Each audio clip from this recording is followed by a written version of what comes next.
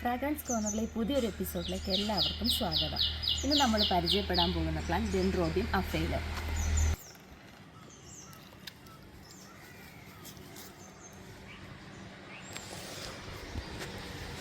ഒരുപാട് കെയറൊന്നും വേണ്ടാത്തൊരു ഓർക്കിഡ് വെറൈറ്റിയാണിത്. ഫെബ്രുവരി മാർച്ച് മാസങ്ങളിലാണ് ഇത് പൂക്കുന്നത്. ഇപ്പം അതുകൊണ്ട് നിറയെ പൂക്കൾ വന്ന് നിൽപ്പുണ്ട്. ഞാൻ എന്നെ സെറ്റ് ചെയ്തിരിക്കുന്ന ഒരു പഴയ ഒരു മരത്തിൻ്റെ തടിക്കഷ്ണത്തിലായിരുന്നു. കാരണം സാധാ ഓർക്കിഡ് വെറൈറ്റി പോലെ ഇത് മുകളിലോട്ടല്ല കിളിക്കുന്നത്, താഴോട്ട് ഹാങ്ങിങ് പ്ലാന്റ്സിൻ്റെ കൂട്ട് താഴോട്ടാണ് കിളിക്കുന്നത്. ആദ്യം കിട്ടിയ സമയത്ത് ഞാൻ അതിൻ്റെ തണ്ട് വയ്ക്കുന്ന ഒരു ഓർക്കിഡ് വയ്ക്കുന്ന ഒരു ഹാങ്ങിങ് പോട്ടിലായിരുന്നു ഞാൻ ആദ്യം ഇത് വെച്ചിരുന്നത്. അപ്പോൾ കുറച്ചുകൂടെ കുറേ തൈകളൊക്കെ ആയ സമയത്ത് എനിക്ക് തോന്നി കുറച്ചുകൂടെ ഒരു തടിക്കകത്തൊരു മോൾഡ് ചെയ്ത് ഇങ്ങനെയൊക്കെ വെച്ചിരുന്നത് നല്ല ഭംഗിയായിരിക്കും തോന്നിയിട്ട് അങ്ങനെ സെറ്റ് ചെയ്താണ്. വലിയ കെയറൊന്നും ചെയ്തിട്ടില്ല. മഴയും വെയിലും എല്ലാം കൊള്ളുന്ന സ്ഥലത്തായിരുന്നു വെച്ചിരുന്നതും.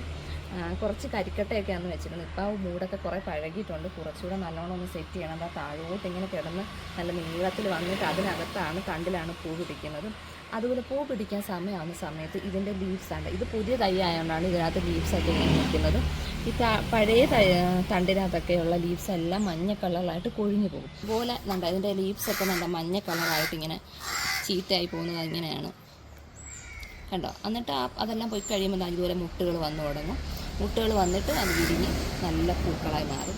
ചെറിയൊരു മണമുണ്ട്, വളരെ ചെറിയൊരു മണമാണുള്ളത്. ചെറിയ തണ്ടിൽ പോലും ഇത് കണ്ടോ, ചെറിയ തണ്ടുകളിൽ പോലും പൂക്കൾ വിരിയും. ഒറ്റതായി ഒരു തണ്ടിൽ ഒരു പൂവേ ഉള്ളെങ്കിൽ പോലും കണ്ടോ ആ ഒരു തണ്ടിൽ ചെറിയ തണ്ടായിട്ട് വരും പൂ പിടിച്ച്. വലിയ തണ്ടിലാണ് കൊലയായിട്ട് ഇങ്ങനെ താഴോട്ട് പിടിച്ച് നിൽക്കുന്നത്. നീളത്തിൽ താഴോട്ട് പോകും. ആ തണ്ടിൻ്റെ സൈഡിലൊക്കെ ഇതുപോലെ തൈകളും വരുന്നുണ്ട്. അത് നമ്മൾ വീണ്ടും എടുത്ത് ഇവിടെ തന്നെ സെറ്റ് ചെയ്താൽ വീണ്ടും വലിയ തൈകളായിട്ട് അത് മാറും. മെയിനായിട്ട് ഞാൻ ഫോക്കസ് ചെയ്തേക്കുന്നത് കിഴക്കുന്നുള്ള വെയിലാണ് കേട്ടോ. ഈ പ്ലാന്റിന് കിഴക്കുന്നുള്ള വെയിൽ കിട്ടുന്നിടത്ത് വെച്ച് കഴിഞ്ഞാൽ നല്ല രീതിയിൽ പൂക്കൾ ഓർക്കിഡ്സിൽ നല്ലോണം വരും. അതുകൊണ്ടായിരിക്കാം ഇതിന് വലിയ കെയറൊന്നും ചെയ്തിട്ടില്ലെങ്കിൽ പോലും ഇത്രയും പൂക്കൾ കിട്ടുന്നത്.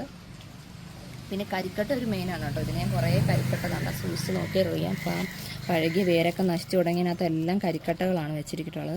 ഇനി ഇത് ഒന്ന് റീസെറ്റ് ചെയ്ത് ഒന്നുകൂടി, ഇപ്പോൾ ഇത് പിടിച്ച് നല്ലോണം ഇരിക്കുകയാണ് എങ്കിലും ഒന്നുകൂടെ ഒന്ന് റീസെറ്റ് ചെയ്ത് സെറ്റാക്കി എടുക്കണം.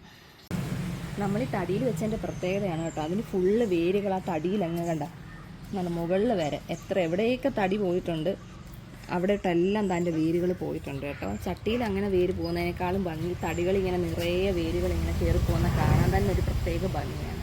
ഹാങ്ങിങ് പോട്ടുകൾ വെക്കുന്നതിൽ എനിക്ക് കുറച്ചുകൂടെ ഭംഗി ഇതുപോലെ തടികൾ വെക്കുന്നതായിട്ടാണ് തോന്നിയത്. കാരണം നമ്മൾ ഈ തടി ഒരുപാട് നാൾ നിൽക്കും. കുറേ ഇത് നശിച്ച് കഴിയുമ്പം നമ്മളത് റീപോർട്ട് ചെയ്താൽ മതിയായിരിക്കും. അതാണ് കുറച്ചുകൂടെ ഒരു നാച്ചുറലി കുറച്ചുകൂടെ ഒരു ഭംഗിയായിട്ട് തോന്നുന്നത് കേട്ടോ.